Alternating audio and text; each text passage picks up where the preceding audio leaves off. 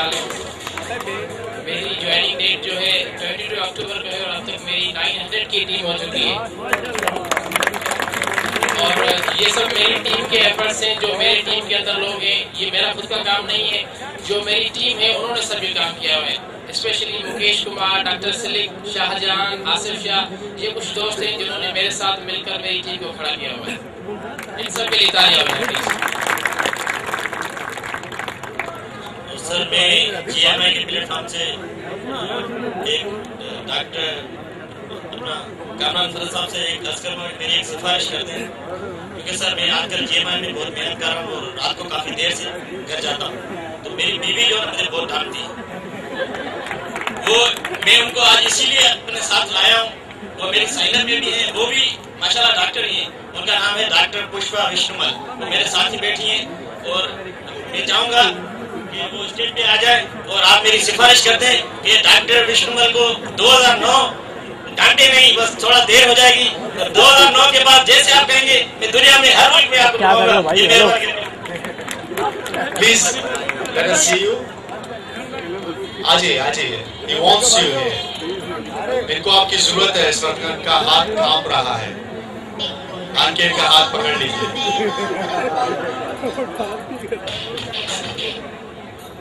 सबसे प्लीज इनका हाथ पकड़िए, कांप रहा है जी, फील कीजिए।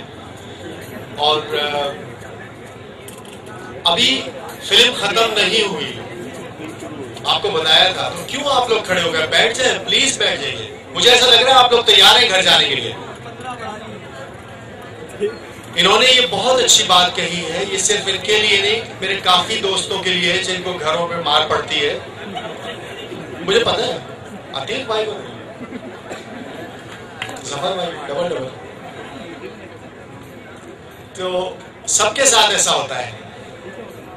अब मैं ये नहीं कहूंगा कि मेरे साथ ऐसा नहीं हुआ, मार नहीं पड़ी, लेकिन जरूर नाचाकी हुई, कुछ बातें हुई, कुछ परेशानी के हालात हुए, और जो एक नॉर्मल सी चीज थी।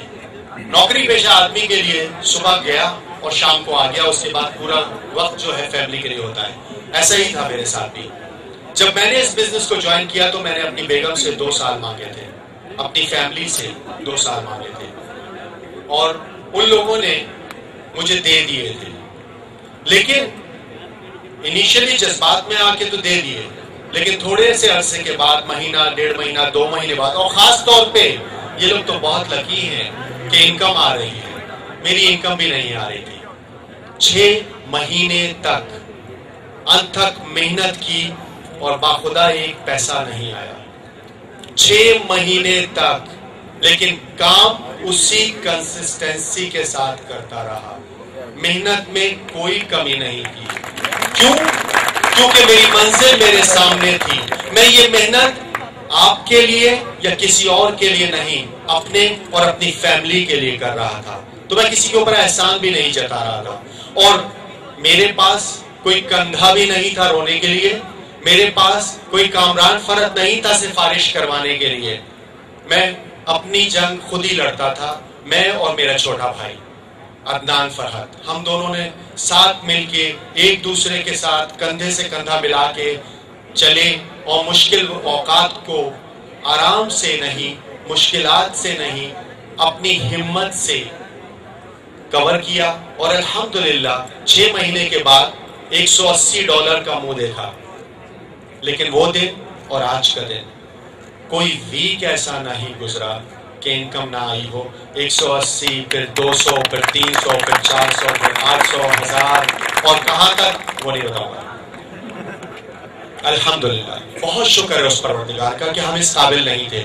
लेकिन मैं आज जिस मुकाम पे हूँ, शायद अपने माँ बाप की दुआएं और आप लोगों की दुआओं से हूँ। तो मेरी बेगम ने भी शिकायत की 3 महीने के बाद, और मेरे इस बिजनेस में आने की एक खास वजह यह थी कि मैं अपनी बेगम के साथ एक सुनार की दुकान में गया था।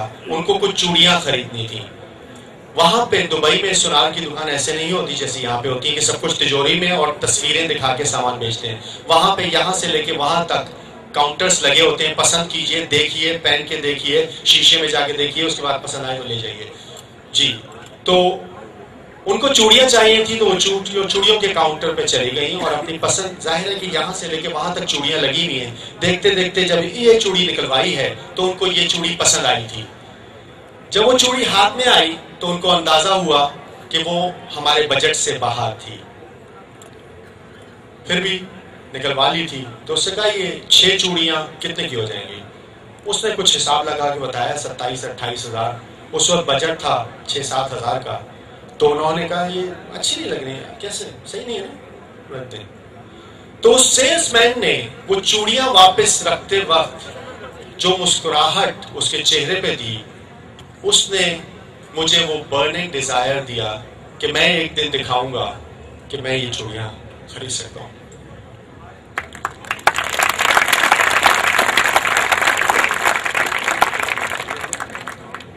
और शुक्र है उस परवरदिगार की जात का कि तकरीबन 1 साल के बाद मैं इस पोजीशन में था कि मैंने वो चूड़ियां खरीदी।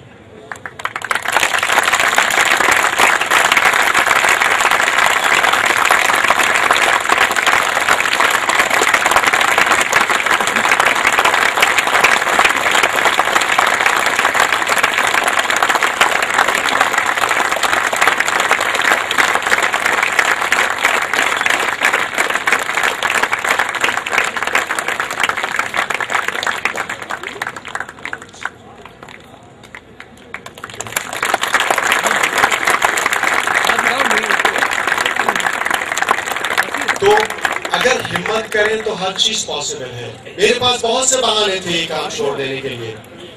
नंबर 1, मेरे पास कोई सिखाने वाला नहीं था, मुझे कोई ट्रेनिंग देने वाला नहीं था, मुझे कोई बताने वाला नहीं था कि क्या सही है क्या गलत। और सबसे बड़ी चीज 6 महीने तक एक पैसा भी नहीं मिला था। कितने सारे बहाने थे मेरे पास, लेकिन मैंने इन सारे बहानों को बहाना नहीं समझा, एक चैलेंज समझ के कबूल किया और क्रॉस करता चला गया उन सारी हर्डल्स को जो मेरे रास्ते में आई। जैसे खुर्रम शेख ने बताया था कि वो पत्थर जो लोगों ने आपके ऊपर फेंके हैं उनसे एक मकान बनाएं और दिखाएं कि ये वही पत्थर थे जो तुमने मुझे मारे थे। और यही किया मैंने, अल्हम्दुलिल्लाह। उस परवरदिगार की जात ने मदद की और मैं आज आप लोगों के सामने हूँ। आज कोई चीज भी खरीदने से पहले मुझे या मेरी बेगम को किसी प्राइस को चेक करने की जरूरत नहीं पड़ती, कोई टैग देखने की जरूरत नहीं पड़ती।